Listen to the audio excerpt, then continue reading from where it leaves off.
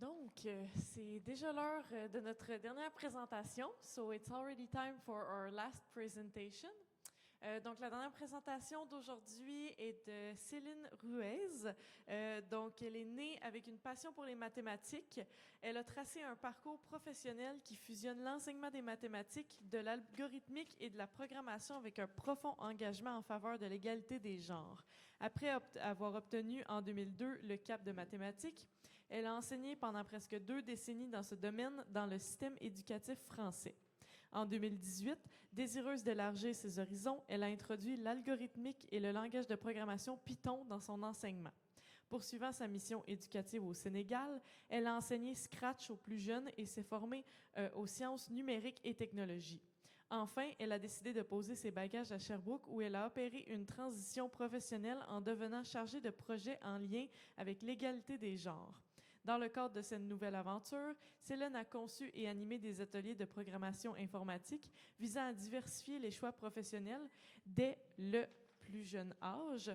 Ces ateliers destinés aux enfants à partir de 6 ans ont aligné l'apprentissage du code à une approche ludique, créant ainsi une expérience éducative à la fois instructive et divertissante. Elle porte une attention particulière à l'accès des filles aux sciences, technologies, ingénierie et mathématiques, STEAM. Elle s'investit activement dans des initiatives visant à surmonter les barrières et à inspirer les jeunes filles à embrasser les opportunités offertes dans ces domaines. Donc, accueillez généreusement la dernière présentatrice d'aujourd'hui, Céline. Merci.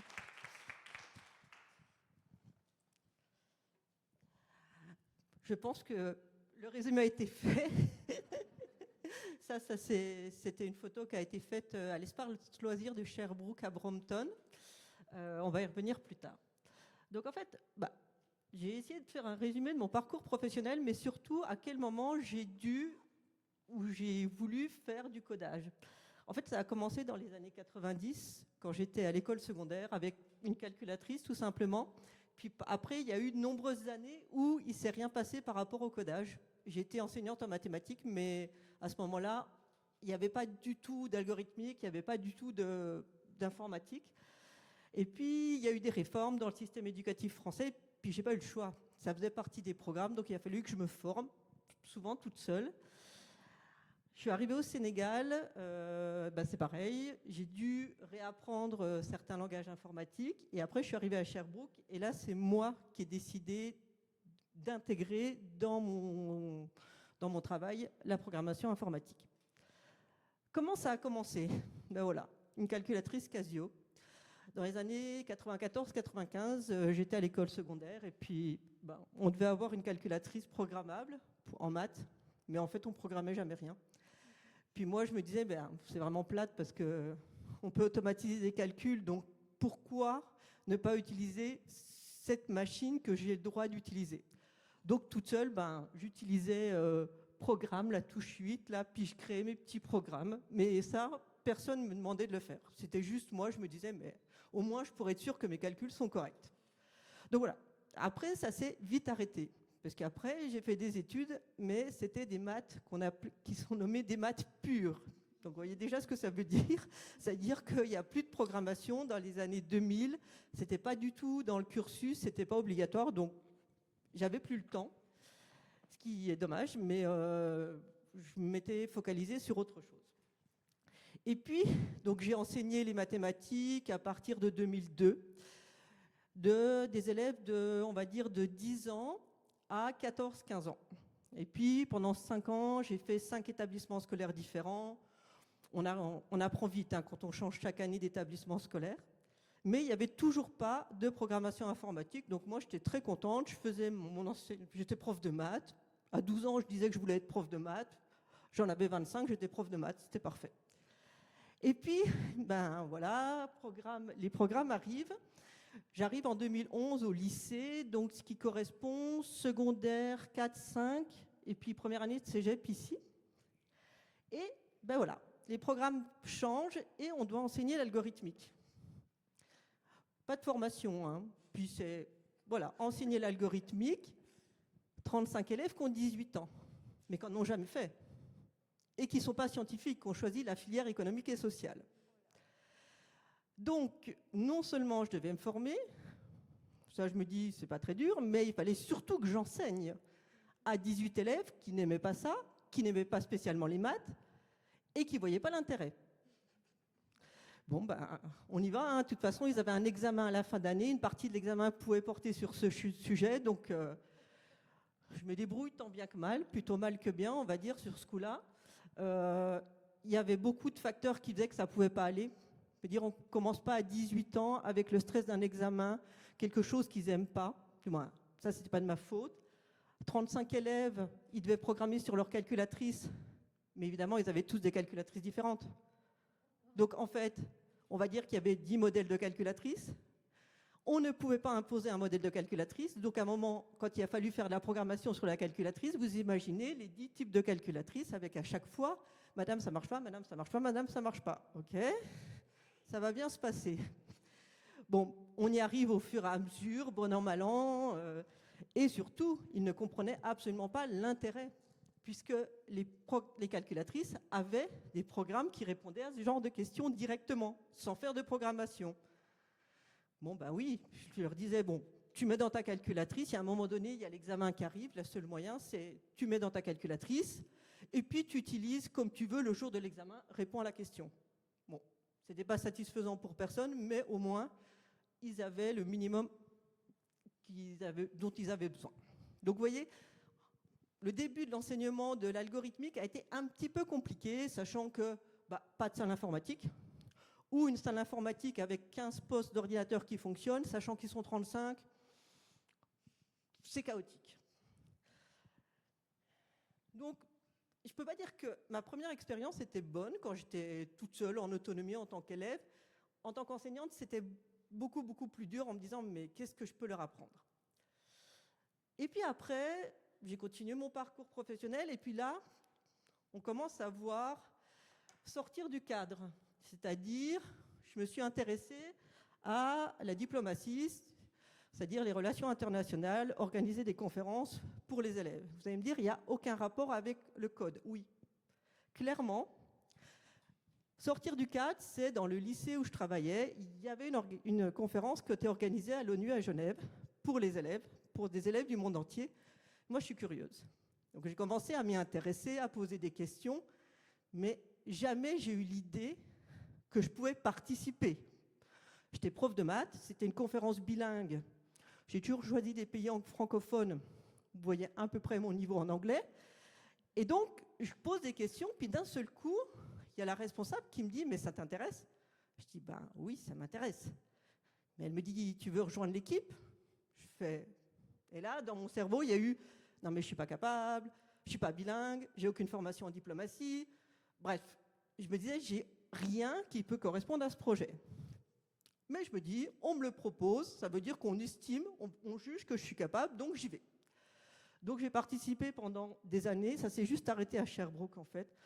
De 2015 à 2021, j'ai participé, en plus de mon enseignement, à l'organisation de conférences, donc à Genève, donc à l'ONU, avec 600 élèves du monde entier, mais aussi organiser partir en conférence, emmener des élèves qui jouaient le rôle de diplomates dans d'autres pays en Europe et aux États-Unis. Et puis, il y a un moment donné, on me dit, est-ce que tu veux accompagner une conférence à San Francisco ? Alors là, pareil, mon cerveau me dit, mais comment tu peux accompagner une conférence à San Francisco ? Tu parles anglais comme une vache espagnole, c'était pas... Du moins, mes élèves, ils étaient tous bilingues parce que j'étais dans un lycée international. Et là, je me dis, allez, on me propose, j'y vais. Mais là, il a fallu quand même que j'étais responsable des élèves qui avaient 17-18 ans. Ils étaient tous bilingues, mais moi, je ne comprenais pas tout. Donc, je leur ai dit, écoutez, j'étais leur prof de maths, je leur ai dit, je vous accompagne, mais si je vous demande de me traduire, traduisez-moi. Parce que là, c'est moi qui suis en difficulté. Quand vous êtes en difficulté en maths, je suis là pour vous aider. Mais moi, là, c'est clair qu'il y a des trucs que je ne vais pas comprendre. Et puis, en fait, ça s'est super bien passé. Et puis, ça a confirmé le fait qu'il ne fallait pas avoir peur de faire totalement autre chose que ce qu'on connaissait, en fait. Parce que là, j'étais ignorante, je partais de zéro. Mais ça m'a permis de me dire, en fait, je suis capable de faire d'autres choses que des maths et des sciences. Et puis, ça a continué. J'ai décidé de partir au Sénégal, à Dakar, au lycée français. Alors là, on fait un autre saut. On ne fait pas un saut dans mon parcours professionnel parce que c'était un lycée français, mais on fait un saut dans l'inconnu de la culture, c'est-à-dire on vend tout, l'appartement, etc. Puis avec mon conjoint, on part et on arrive à Dakar. Je me rappellerai toujours, le premier jour, on arrive, on a nos sacs à dos, rien d'autre, une vague adresse pour loger la première nuit, et puis il nous dit, on voit plein de moutons dans Dakar. Donc on se regarde, on se dit, mais il y a toujours autant de moutons dans Dakar. C'était notre question, quoi. Non, c'était le moment de l'Aïd. Donc en fait, il y avait les vendeurs de moutons qui étaient là pour l'Aïd, pour la fête musulmane, et puis après, il n'y avait plus de moutons. Mais c'est pour dire que là, c'était un autre saut culturel. Mais professionnellement, je suis restée enseignante de mathématiques, mais j'ai aussi, les programmes français évoluant, j'ai dû enseigner Python, Scratch, et puis la SNT, Sciences numériques et technologiques, qui est une matière pour les élèves qui ont 15 ans. Python, c'est pareil, j'ai appris toute seule, mais là, les conditions étaient meilleures. Les élèves, ils avaient ça à l'examen, mais ils l'ont fait pendant 3 ans. Donc 3 ans, on voit que ça se construit au fur et à mesure. J'avais plus 30 élèves, j'en avais plus que 15 par demi-groupe. Et puis, j'avais une salle informatique. Donc, on voit déjà que ça peut s'améliorer. C'était toujours à l'examen. Et il y avait toujours le côté, il y en a qui n'aimaient pas ça. Mais bon, il y en a qui n'aiment pas le sport. Il y en a qui n'aiment pas Python. Ce n'est pas très, très grave, quoi. Après, moi, c'était plus difficile parce que, n'ayant pas une formation, m'étant auto-formée, des fois, je me disais, bon, est-ce que je suis vraiment légitime? Mais de toute façon, je devais le faire, donc je l'ai fait. Et puis, ça s'est finalement pas si mal passé. Il y a eu aussi la SNT. Donc ça, c'est une matière qui est arrivée pour les élèves, 1h30 par semaine. Donc sciences numériques technologiques, on aborde toujours il y a 7 chapitres. Donc il y a Internet, le web, les réseaux sociaux, la photographie numérique, les données, puis je sais plus, il y en a 2 autres que j'ai oubliés. Et donc là, le but, c'était d'avoir une culture scientifique, que les élèves aient un minimum une idée de qu'est-ce qui se cache derrière le web. Les réseaux sociaux, finalement, j'ai l'impression qu'ils connaissaient mieux que moi, mais pas du tout. Ils savent juste faire liker puis quelques publications, mais en fait, ils connaissent pas les lois parce que dans cette matière, l'idée, c'était aussi de leur faire connaître la loi, qu'ils sachent ce qu'ils ont le droit de faire, ce qu'ils n'ont pas le droit de faire. On aborde les droits d'auteur, etc. Ça, c'était pas obligé. J'ai décidé de me lancer dans ce projet en me disant, c'est bien aussi de ne pas stagner. Moi, j'ai du mal à rester toujours, vous allez voir, au même endroit et puis enseigner sur la même chose. Donc, je continuais à être prof de maths, mais je me suis, pareil, formée. Alors, l'éducation nationale française qui forme, c'est une journée. Voilà. Votre formation dure une journée, puis après, débrouillez-vous. Bon, on se débrouille. Donc ça, c'était en 2018. Et pour les plus petits, parce que j'avais des élèves qui avaient de 10 ans à 18 ans, ils devaient faire Scratch. Les conditions étaient bonnes. Moi, j'avais des élèves qui avaient 10 ans, on avait des salles informatiques, ça fonctionnait à peu près. Donc, je pensais que c'était pas mal. Je pensais. Parce que voilà ce que je demandais à mes élèves, qui avaient 10 ans. C'est Scratch. Je suivais les programmes français, mais en gros, ils faisaient parcourir leur petit bonhomme autour d'un carré. Du moins, c'est pas exactement ça, mais quand j'y repense, c'était super plate. Quand on a 10 ans, programmer juste pour qu'ils fassent le tour du carré, c'était pas génial. Mais bon, ils avaient l'air de s'amuser, ils comprenaient ce qui se passait, je remplissais en partie, mais j'étais toujours pas totalement satisfaite de ce que je proposais. Et puis, je suis arrivée ici à Sherbrooke. Alors, je voulais être prof de maths ici, puis j'ai contacté le centre de services scolaires 6 mois avant d'arriver, puis ils m'ont dit ça va être très long, ça va être très compliqué. Bon, en gros, ils m'ont démoralisé avant que j'arrive. J'étais déjà en train de me dire que j'allais peut-être changer, en profiter pour explorer autre chose. Vu ce qu'ils m'ont dit, le choix était très simple. Donc en janvier 2021, quand j'ai eu le centre de service scolaire, je savais que je ne serais pas prof de maths ici. Je suis arrivée en juillet, donc on imagine bien qu'on était pendant la fin de la pandémie ici. au Sénégal, c'était pas du tout la même vie. On a très très peu vécu les, tous les contraintes dues à la pandémie. C'était beaucoup plus tranquille. Alors ici, en arrivant, je me dis qu'est-ce que je vais faire? Je vais plus faire de l'enseignement. Ok, je sais faire des maths, mais voilà, est-ce que je vais reprendre des études? Non, clairement, j'ai pas envie. Donc, je me suis dit, je vais aller pour qu'on m'aide. Ça s'appelle le CIM, le Centre d'intégration au marché de l'emploi. C'est-à-dire que j'ai fait 10 semaines de, on va dire, de reconversion professionnelle en explorant différents domaines. Et puis, un chargé de projet apparaissait comme quelque chose qui pouvait aller avec mes compétences et que moi, j'aimerais. Et à ce moment-là, justement, le CIM ouvrait un poste pour un projet sur l'égalité des genres. Encore une fois, l'égalité des genres, moi j'étais entre sexe et genre, il y a une différence. Mais je m'arrêtais presque là. Hein. Je postule, je me dis, on verra bien, je ne serai pas prise. Bon, j'ai été prise. Donc me voilà chargée de projet pour l'égalité des genres.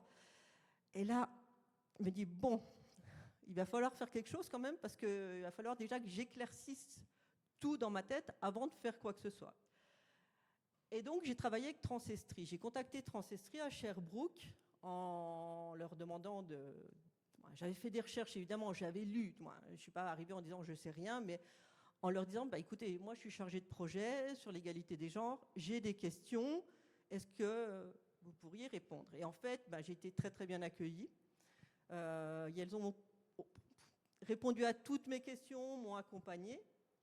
Et puis, je me suis lancée. De toute façon, je n'avais pas le choix. Moi, j'aime bien transmettre. Moi, je pense que c'est ce que je préfère. Donc, j'ai créé des jeux, j'ai créé des activités. Et puis, il y a toujours derrière quelque chose qui restait par rapport à la science. J'ai créé des jeux sur les femmes à travers le monde. L'écriture inclusive aussi a été une grande découverte pour moi. Je ne savais pas ce que c'était. Après, j'ai fait des formations. Il y a même l'Université de Laval qui m'a appelé en me disant « Est-ce que vous pourriez nous former ?» Non, j'ai une maîtrise de maths, je ne vais pas vous former. Mais en fait, l'idée, ça a été de rendre l'écriture inclusive très abordable pour n'importe qui et de considérer ça comme un jeu.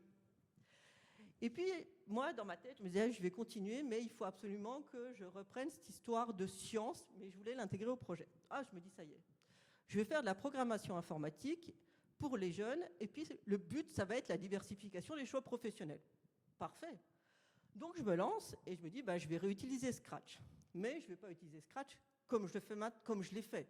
Dire, c'est pas le fun. Je contacte les écoles. Non, personne ne veut. On arrivait avec tout le matériel. Il n'y avait rien à payer, mais non. Et puis après, je me dis, donc tout était fait. Donc, je me dis, qu'est-ce que je vais faire? Je contacte tous les camps de jour. Les camps de jour me répondent, oui, mais. Je ne comprenais pas, en fait. Les camps de jour, je me dis, c'est gratuit pour eux, parce que moi, mon projet était financé, on arrive avec les tablettes, on arrive avec tout le matériel. Il y a un camp de jour qui nous a dit oui quand même, le camp de jour de Bramptonville. Et puis, l'idée, c'était, alors là, vous voyez d'un seul coup que pour des enfants, c'est beaucoup plus attractif, c'était de créer, alors, elles avaient des cartes, avec des thèmes. Donc, par exemple, les cartes animaient un personnage. Vous avez différentes manières d'animer le personnage, bouger avec les flèches, c'est recto verso, faire sauter un personnage, changer de position, glisser, animer la marche, animer le vol, etc. Donc en fait, les enfants, ils avaient ces cartes-là devant eux, et puis on voit bien que celles-là, on les utilise dans l'ordre qu'on veut. Donc ça ressemblait à ça, par exemple, c'est très simple en fait, choisir un arrière-plan, choisir un personnage, puis après il y avait les instructions, des astuces, et puis les enfants testaient. Et ça, voilà, je me suis dit, ça c'est bien, d'un point de vue enseignement, d'un point de vue prise de contact avec le codage. Parce qu'il y avait beaucoup de liberté, parce qu'il y avait du son. La première image, vous voyez, il y avait des casques, et en fait, ils adorent pouvoir, en tout cas, moi, on a vu l'été plus de 300 enfants. L'idée de créer des personnages qui font du bruit, le chat qui miaule, le super-héros qui fait je ne sais pas quoi, etc. Donc il y avait vraiment le côté interactif qui les intéressait et le côté ludique. On raconte une histoire et on ne se balade pas sur mon carré qui avait peu d'intérêt finalement, se balader sur un carré. Donc voilà, ça ressemble à ça, Scratch. Il y en a plusieurs qui en ont parlé, mais vous voyez, pour des enfants, c'est beaucoup plus intéressant, et on rejoint avec la couleur. Il y a la couleur qui est intéressante pour eux, il y a le code couleur, ils savent que pour le mouvement, ils doivent obligatoirement cliquer sur l'onglet bleu, ils savent que pour les événements, etc., le son, c'est violet. Donc en fait, voilà, ils codaient ici, puis ils voyaient apparaître là ce qu'ils avaient fait avec leur personnage là, et puis l'arrière-fond qu'ils avaient choisi ici. Et voilà, et là je me suis dit, c'était l'année dernière, en 2023, et je me suis dit, ok, tu as commencé à enseigner en 2011, l'informatique, bon, le codage, l'algorithmique. On est en 2023, il a fallu quand même 12 ans pour que tu vois. Je savais que ce que je faisais au début, ça ne marchait pas, et quand j'y réfléchis, ça ne pouvait pas marcher. Dire ce qu'on me proposait comme conditions n'était pas des conditions d'apprentissage. Mais là, au bout, il y en a qui ont aimé, il y en a qui n'ont pas aimé. C'est comme je dis, faites courir des enfants, il y en a qui vont aimer, il y en a qui ne vont pas aimer, mais là, c'est exactement pareil. Différence entre filles et garçons, zéro. Dire, il n'y avait pas les petits gars qui faisaient yeah, super, on fait Scratch, puis les filles qui faisaient non, c'était pas les mêmes thèmes, on est bien d'accord. Les filles, on était beaucoup sur des intérieurs, des animaux. Les garçons, on était sur du soccer, bon, je pense qu'il était français, mais sur des super-héros, sur des dinosaures, mais le résultat était exactement le même. On avait des enfants qui codaient. Et puis quand ils disaient avance de 10 pas, tourne, avance de 10 pas, tourne, au début, effectivement, ils marquent. Puis au bout d'un moment, ils disent mais comment on fait pour, au lieu de le faire 10 fois, faire une boucle? Mais en fait, ça vient d'eux. C'est pas moi qui leur dis la boucle arrive. C'est eux qui disent on avance, on tourne, on avance, on tourne. Comment je peux automatiser ça? Et là, on se dit que c'est déjà gagné. Le fait qu'ils se rendent compte qu'il y a des outils qui permettent d'aller plus vite, d'automatiser. Et puis, c'est ce que je me dis, c'est que je me dis de la programmation informatique, en tout cas, pour les filles, je suis persuadée, ne me demandez pas s'il y a une étude, je ne sais pas chercher, mais il faut commencer jeune. Imaginons qu'on vous dise, vous commencez, je ne sais pas, n'importe quoi, commencez à faire du sport quand vous avez 18 ans. Ben non. On commence du sport quand vous êtes petit. Commencez à faire de la géographie, de l'histoire ou de la physique quand vous avez 18 ans. Ça ne fonctionne pas. Dire si on veut que ça fonctionne, il faut commencer par des choses qui sont ludiques, qui n'ont pas un intérêt directement. Oh, il faut que je fasse un graphique. Là, on s'amuse, on raconte une histoire. Le crabe, il va devenir énorme, il va manger le requin. Pour les enfants, c'est ce qu'il faut. Et puis après, ceux qui auront vraiment un intérêt, ils continueront. Mais en tout cas, de ma carrière professionnelle, c'est ce que j'ai retenu par rapport à ça, c'est comment sont jeunes. Après, sur Scratch, tout est open source. Donc en fait, vous pouvez, ça, c'est gratuit, c'est téléchargeable. Vous avez plein de thèmes. Là, j'en ai mis que un, mais on peut même faire un film, un jeu de course-poursuite, changer de niveau. Donc, n'hésitez pas. Il y a des parents il y a des enfants, ils repartaient, ils me disent Madame, Céline, tu peux me dire ce que c'est? Je l'écrivais sur un petit bout de papier. Puis après, il y a toujours faire attention au temps devant les écrans. Ça, c'est sûr, c'est quelque chose qu'il faut le dire. On ne va pas laisser un enfant pendant toute la journée passer son temps sur les écrans. Mais il y avait vraiment une volonté de poursuivre à la maison. Puis il y en a qui ont continué chez eux et qui étaient super contents de pouvoir continuer chez eux. Donc, bon, là, j'ai mis le lien, mais si vous en avez besoin, c'est vraiment où vous trouvez les fiches. Il y a des séances qui sont toutes faites. Il y a vraiment il y a des vidéos en tuto. Du moins, sur Scratch, c'est vraiment fait pour accompagner les enfants, mais aussi les personnes qui veulent accompagner les enfants. Il me reste, il me reste des points à explorer encore, parce que ça, j'ai pas encore vraiment mis le nez dedans. Il existe Scratch Junior, qui a été fait pour des enfants qui ne savent pas lire. Donc, c'est-à-dire des enfants qui ont moins de 6 ans. Alors là, grosse attention, parce qu'on sait très bien que moins de 6 ans, les écrans, encore une fois, il faut faire attention. Mais c'est le même principe que Scratch, mais sans aucune lecture, juste avec des symboles qui permettent à l'enfant, encore une fois, d'animer des personnages. Et ça, c'est un jeu. c'est, comme on dit, de la programmation débranchée. C'est un jeu qui permet, on va dire que c'est un ordinateur à billes, c'est-à-dire que c'est un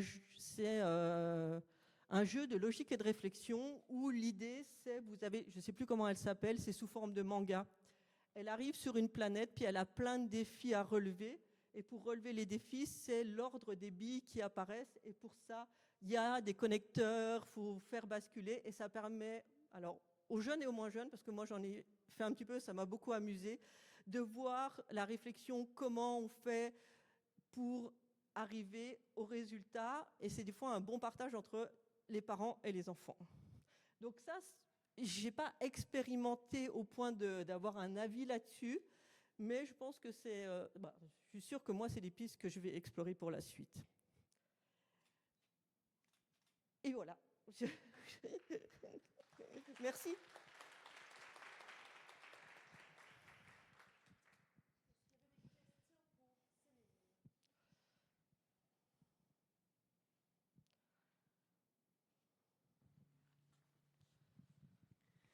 Merci Céline pour la belle présentation. En fait, j'aurais quelques questions de l'ordre à l'apprentissage. Justement, je vais avoir des jeunes prochainement pour leur initier en fait la programmation. Et là, je vois, je connaissais pas, j'ai entendu de nom en fait, Scratch. Est-ce que c'est intuitif? Est-ce que c'est en fait la première fois? Est-ce que c'est en ligne? Est-ce que c'est une application? En fait, alors, c'est hyper intuitif. C'est vraiment... la première fois que j'enseignais, je leur expliquais tout. Puis en fait, je me suis rendu compte qu'il ne fallait rien leur expliquer parce qu'ils cherchent. Ils n'ont pas peur de cliquer. Puis si ça ne marche pas, et puis s'ils sont bloqués, ils appellent, tout ça. Ça peut être en ligne, ça peut aussi être téléchargeable. Il y a les deux versions. Moi, je trouve qu'ils ont quel âge? Ils vont avoir 12 ans. Ouais, 12 ans. Ouais, 12 ans, c'est encore Scratch, moi je pense, pour des enfants de 12 ans. Mais l'idée, ça serait peut-être de leur proposer, en imprimant ces fiches-là, parce que là, c'est carte pour animer un personnage, mais il y a carte pour animer un nom. Pour le début, je trouve ça bien. Au début, moi, j'avais commencé carte pour animer un nom. Et en fait, ils préfèrent carte pour animer un personnage parce que animer un nom, en fait, ils mettent leur prénom puis ils voient pas vraiment.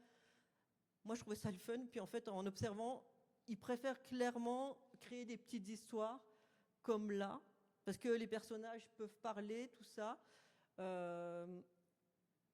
Moi, je les avais téléchargés sur les tablettes, donc j'avais même pas besoin de connexion. Et j'avais. Alors après, il faut voir s'il y a du son ou pas. Le son pose plus problème. Moi, ça dépend combien d'enfants, etc. Mais de toute façon, il faut des casques s'il y a du son. Et ça pose plus problème que tout le reste. En fait, il y a souvent des problèmes à régler avec le son. Et l'autre chose dont je n'ai pas parlé avec Scratch, c'est quand même qu'il y a tout un côté. Vous voyez, en haut, il y a marqué costume.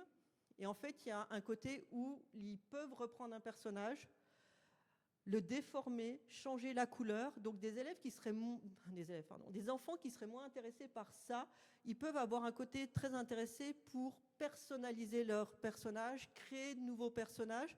Ça veut dire que finalement, quelqu'un qui préférerait dessiner, il peut dessiner, reprendre, comme tu disais finalement, reprendre, modifier sans risque. Et puis ceux qui préfèrent coder, ils le font. Après, moi, je les mettais par deux. Alors, par deux, il faut faire attention, parce que c'est parfois, il y en a un ou une qui veut tout faire. Donc, c'est là aussi, quand ils sont deux, il faut faire attention que l'équilibre reste, parce que des fois, il y a des frustrations. Donc, être vigilant. Des fois, quand ils veulent se mettre avec des copains, ils se connaissent, mais quand ils ne se connaissent pas, des fois, il y en a un qui prend le lead sur l'autre, mais en fait, c'est dans la vie, c'est toujours pareil, quoi. Donc, quand on a des enfants, être vigilant que chacun puisse trouver. Des fois, ils n'étaient pas d'accord, donc chacun faisait son petit projet. Merci.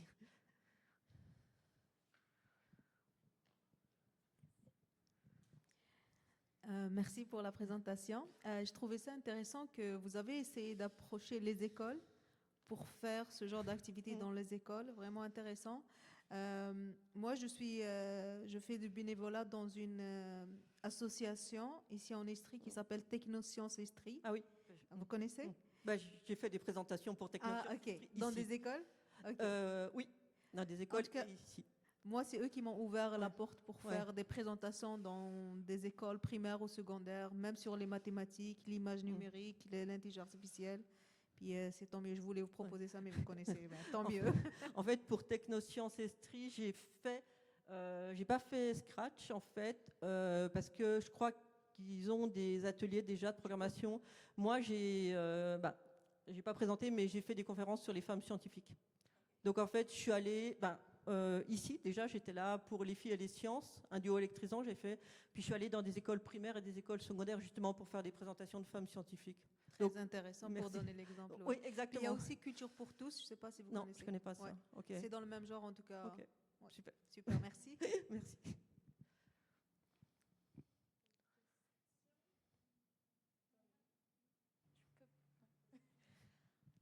Merci beaucoup pour ta présentation, c'est super intéressant. J'ai trop aimé le fait déjà qu'au début, tu dis à quel point des fois des opportunités s'ouvrent devant nous et on s'y attend pas et il faut les accepter. Maintenant, on voit tout le parcours final et qui était un peu une surprise pour toi. Donc, j'ai bien aimé ça parce que ça nous donne espoir pour nous quand on sait jamais qu'est-ce qui peut se passer le lendemain. Mais sinon, je me demandais, est-ce que tu connaissais Esteem, le groupe Esteem? Non. Ah, parce que vraiment, ça rejoint exactement ce que vous faites, ce que tu fais. Oui. En fait, moi, je suis formatrice Esteem, donc c'est un travail partiel, et je travaille dans la région de Montréal. Et donc, j'utilise Scratch Junior, j'utilise Scratch dans des écoles. En fait, Esteem, c'est une entreprise, je ne sais pas exactement c'est quoi le nom exact, mais c'est des éducatrices qui ont trouvé que la programmation, c'est quelque chose qui est important d'intégrer dans l'éducation. Et donc, finalement, elles ont appelé des étudiants en informatique et c'est eux, en fait, qui vont former. Donc, ils intègrent ça vraiment dans les écoles. Ils vendent le produit à des écoles. Il y a plein dans leur site. Si vous tapez école Esteem, E-S-T-I-M-E, vous trouverez plein de templates, de Scratch et tout que vous pouvez vraiment utiliser parce que vraiment leur but, c'est d'intégrer cette culture-là et de former les éducatrices à utiliser Scratch et Scratch Junior. Et j'utilise beaucoup Scratch Junior. C'est juste incroyable de voir en fait au niveau préscolaire, ils savent c'est quoi une boucle infinie, c'est quoi, etc. Donc je pense que parce que moi je trouve ça un peu triste parce que je dois faire mon déplacement jusqu'à Montréal. Je travaille dans l'école Marie-Victorin à Longueuil. Et je me dis pourquoi, en fait, ils s'intéressent à la région de Sherbrooke. Ils sont en train d'essayer de vendre ça aux écoles à Sherbrooke. Mais je me suis dit, là, si vous pouvez vous mettre en contact, ça serait en fait parfait pour moi aussi, parfait pour les étudiants de l'université aussi. Donc, ouais. Ouais, mais malheureusement, moi, je quitte Sherbrooke. En fait, je retourne en France. Mais je vais quand même regarder parce qu'en fait, je trouve ça hyper intéressant de voir tout ce qui existe, qui n'est pas obligatoirement connu. Et parfois, des fois, c'est compliqué de se faire accepter le projet. Et puis une fois que les gens voient le projet, ils disent c'est génial. Je ne parle pas obligatoirement de Scratch, je parle des projets en général sur les sciences, parce que souvent on a peur, pas nous, mais les gens qui reçoivent nos appels, nos propositions se disent ça va être super dur, ça va être compliqué, comment on va gérer les écrans. Et en fait, avec un peu d'organisation, c'est tout à fait possible. Mais oui, moi, mon idée, quand j'ai fait la présentation, j'avais encore pas ça dans la tête. Bon, c'était il y a 2 semaines. Mais oui, je vais continuer ça à la frontière suisse, parce que je vais retourner d'où je viens. Et puis, je vais essayer de créer une micro-entreprise pour justement proposer des conférences sur les femmes scientifiques, faire témoigner aussi des femmes scientifiques, parce que à côté de Genève, il y a le CERN, avec énormément de scientifiques et de femmes scientifiques. Donc, ça s'arrête jamais, en fait. Moi, en tout cas, pour moi, des fois, je me dis, bon, tu vas redevenir prof de maths, ça va être facile.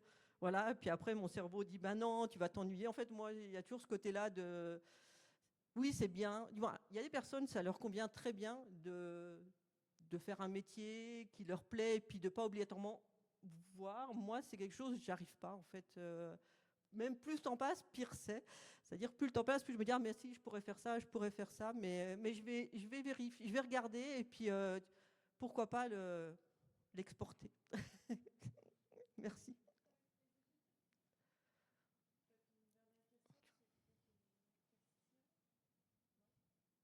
La journée était longue. Merci beaucoup.